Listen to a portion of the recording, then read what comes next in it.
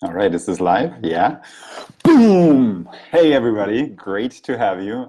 Alexis here, coming live and direct from Berlin. Today is a little, I think it's going to be a little rambly, so stick with me. So the one thing that I wanted to share with you, Jonathan, wow, so quickly. I just even started, dude. As I was just saying, it's going to be a little rambly today, and I think that's got to be fine at some point too. Yesterday, I was reading. It was in the evening. I had a long day, my man.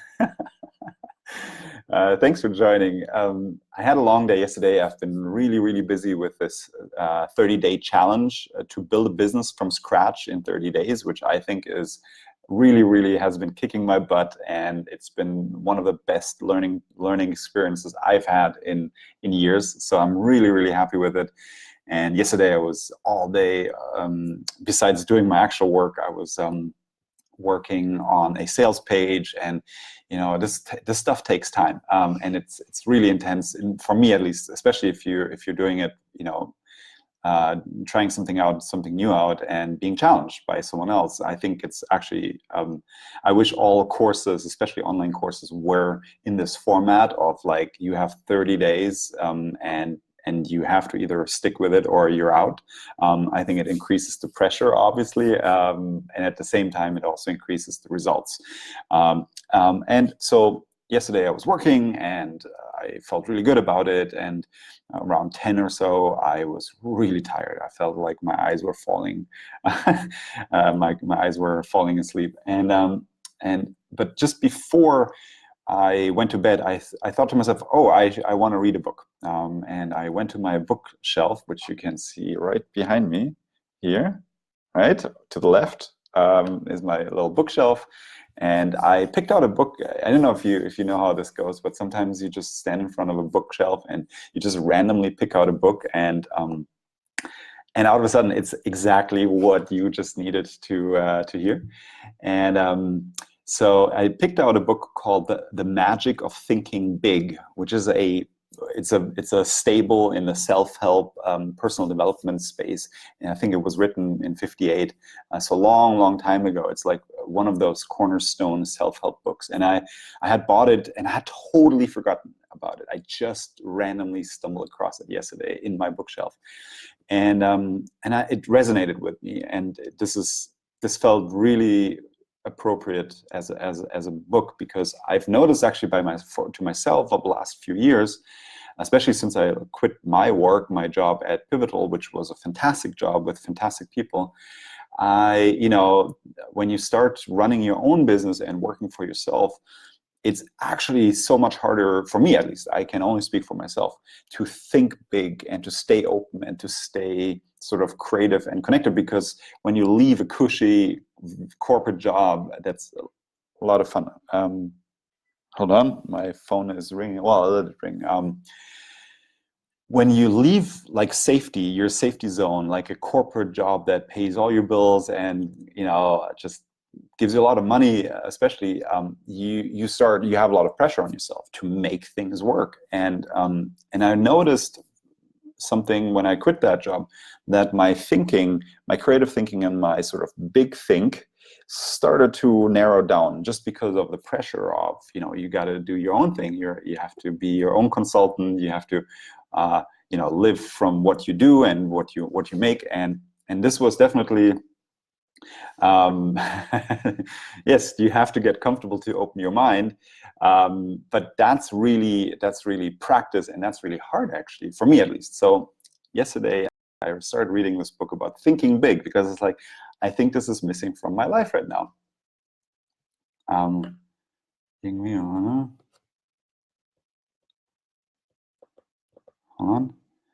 on. I'm getting a somewhat urgent notification from my girlfriend, and yeah, life, right? Life happens. So in this book, the first chapter, it seems like a really good book, and the first chapter goes straight to the core of it, if you're not thinking big, you'll just be mediocre and small. And I want to honestly admit that my results in the last year, at least, I mean, there were other factors like my mom passing, but overall, I think the last year I was really narrow. I wasn't thinking big, and not only that, but I wasn't even confident that I would be successful. And I think this is the big breakthrough from this chapter, and the main takeaway is, if you want to have success, you can't wait for it. I was reading this yesterday. I was in my bed. You can't wait for things to happen to you. Instead, and especially not success, be it monetary or some other kind of success, you have to, of course, work for it, and you have to have the belief. So the whole chapter is about, you have to believe 100% that you'll be successful, or that I will be successful, and the degree of how successful you can then be is the ability to how big can you think. And this totally blew my mind. I felt really inspired, and I decided yesterday, and I've decided now for the rest of my life, actually, I will only entertain the thought that I will be successful. And the degree, and I recognize that the degree of whatever that success is can only be how big can I think. And so I'm very excited, and I feel so inspired by this, and I feel so liberated, because I made the decision to, here, I wrote it on a sticky note as well, just to, where it says, I will be successful, period. Like, there's no doubt. And yes, it requires me to move and do things, and take momentum and create momentum. And we spoke about that yesterday, and Jonathan spoke about this yesterday. And I think this is clearly, the major ingredient to success. But unless I believe that I can be and I will be successful, and that I deserve it, and that I'm valuable and I'm worth it, success can't come. So yesterday, reading this book, The Magic of Thinking Big, decide that you will be successful in whatever you want, and then start thinking bigger. And this is actually my challenge for the next days, actually, is, what does it mean to think big and creative again? I totally, from all this pressure, I started like not thinking big and starting thinking really small and really almost petty. So yeah. Yeah, thank you. Jonathan is commenting. This is awesome. And so I think, Jonathan, since you're watching, I think you have that mindset, and that's actually one of the big reasons I really appreciate, and I always appreciate our time together, because I think you already have this set of, you will be successful. And I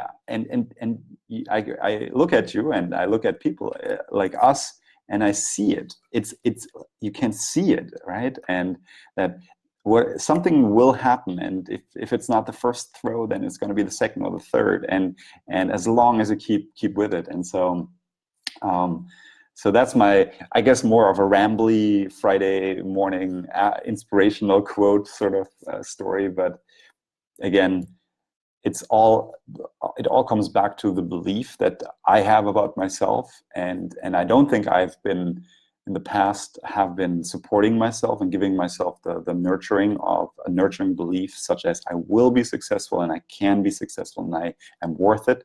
I've not given myself that, and that's up to me, and no one else can give me that. And the other part is, the degree to which that success can take place is, of course, the combination of the momentum that I create and the ability for me to think big. So I guess this is a little bit more abstract, and I'm still, I just absorbed this into my own brain, and this is sort of germinating and ruminating, and I will likely come back to this over time again.